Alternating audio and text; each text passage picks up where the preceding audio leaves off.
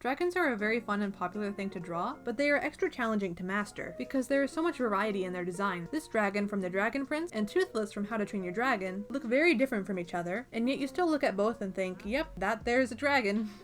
The variety of head shapes, horns, eyes, and other features makes each dragon design so unique. So I'll do 3 separate drawings here, and we'll focus on just the heads, since they alone are complicated enough. First thing to consider is the head shape. A cartoony dragon may have round features. I like to draw the tip of the muzzle going in this downward pointed shape, like a beak. A more scary, realistic dragon will probably have more angular features, particularly a harsh sloped forehead that doesn't go very far up. And some dragons, like Toothless, don't have a muzzle at all. So here, I've just drawn a really basic round head shape, going to turn this one into a really goofy looking dragon. Now let's add some eyes. For our round cartoony dragon, big round eyes fit the style and shape language, and since it's so stylized, I've also just added line eyebrows. Many dragons are drawn with slit pupils, so in this case, I've added slit pupils that are big and round, so this dragon still looks nice and friendly. Our angular dragon doesn't need to look friendly, so this guy will have small snake eyes. You'll also notice I added these rigid forms above the eyes, which sort of act as eyebrows. Also, lines under the eyes. Both start to give the head some form and detail. It's important to give the area around the eyes some form. I did this for our third dragon by drawing in some ridges above these small beady eyes. Looking at each one, you can already get an idea of what vibe and personality each one has. Next up is the mouths and nostrils. Here I've started the mouth at the low tip point of the muzzle and brought it up into a nice smile. The nostrils are just basic and round, fitting the shape language of the rest of the design. Our angular dragon has more angular nostrils, and I've given this mouth a jaw-like form. The lip stops underneath the eye, and behind it is possibly the bone structure or jaw muscles. Including this detail gives the head more structure and fits with our sharp angular theme. And our weird dragon is the simplest of all, just a really wide mouth and tiny petite nostrils. Ears and horns can be the most difficult,